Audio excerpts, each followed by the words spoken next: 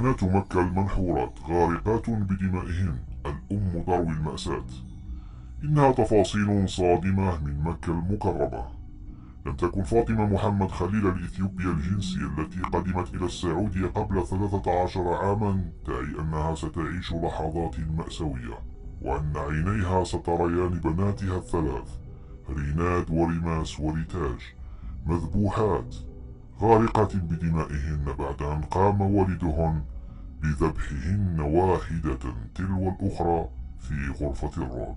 وعن تلك المأساة التي عاشتها أكدت فاطمة للعربية دوت نت أن للوالد سوابق، قائلة: سبق أن قام والد البنات بربط ابنته ريماس بشال وكمم فمها وقرب السكين من رقبتها وكأنه يجري تجربة للقتل، وحذرته حينها بعد صراخ ريماس ليرد علي قائلا أنه كان يمزح.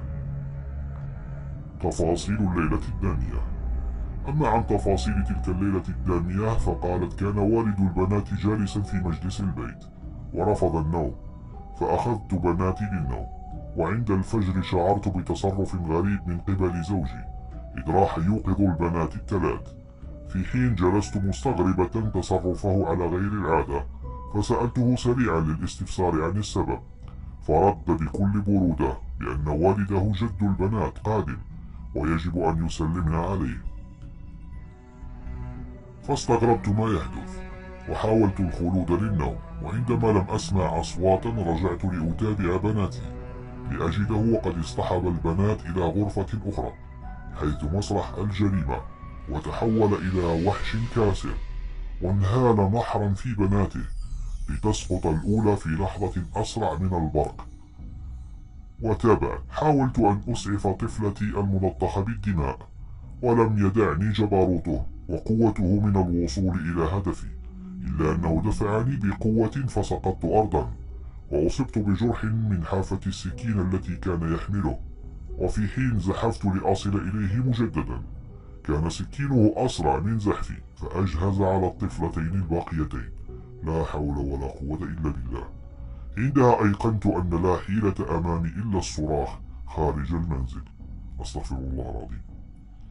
وواصلت فاطمة حديثها قائلة: ركضت نحو الباب للاستعانة بالجيران فوجدته موصدا، فاتجهت صوب خزانة الملابس لخطف المفاتيح والهرب، فشعرت به يخرج من الغرفة ويحمل المفاتيح متجها صوب الباب الخارجي، فبدأت بالصراخ. وأضافت: بينما كان يبتعد عن المنزل تجمع بعض الجيران ليروا المشهد على حقيقته، في حين كنت مصدومة أكاد لا آي ولا أصدق ما حدث، في حالة إنكار وهذيان وبكاء شديد.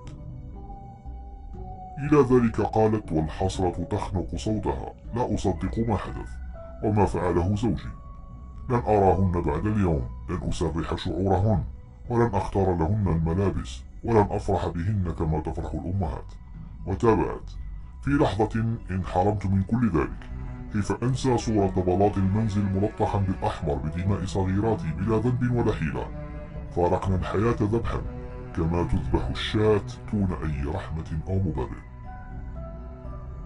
وعن أسباب ومبررات الجريمة روت الأم المكلومة كيف عاشت حياة مرة مع الأب وتحملت من أجل بناتها، فقالت: رغم الظروف المعيشية الصعبة التي كنا لا نجد فيها أي أموال لتغطية حاجيات المنزل، فراتبه التقاعدي لا يكفي، وكان يعمل في وظيفة أخرى براتب إضافي، لكن الديون تراكمت علينا، منها إيجار المنزل الذي دخل شهره الثالث دون أن يسدده، إضافة إلى ديون المشتريات من البقالة التي كان يسحب منها. وأضافت: زوجي الآن في السجن، ولم يكن هناك خلافات بيننا تستدعي هذا الأمر، فقد كانت خلافاتنا عادية جدا، وكان عند وقوعها يعيدني فورا إلى منزل جدتي حيث تربيت هناك معها وخالتي، ثم يعود بعد أيام ليأخذني وتعود الحياة إلى طبيعتها. كما أكدت أن مشكلة الزوج كانت في تعاطيه الحبوب، موضحة أنه كان مثل أي أب يحب بناته ويشتري لهن الألعاب والحلوى، ولم يكن عنيفا بطبعه، لكن كان شخصا منطويا على نفسه، يقبع دائما في المنزل ولا يخرج لزيارة أحد، ونادرا ما يحضر لنا ضيوفا. وفي ختام حديثها أكدت أنها ستعيش مع جدتها وسط قريباتها وأخواتها وخالاتها في مكة، معلنة عن عدم تمكنها من العودة إلى المنزل الذي شهد مذبحة بناتها، وستظل متذكرة المشاهد طوال عمرها.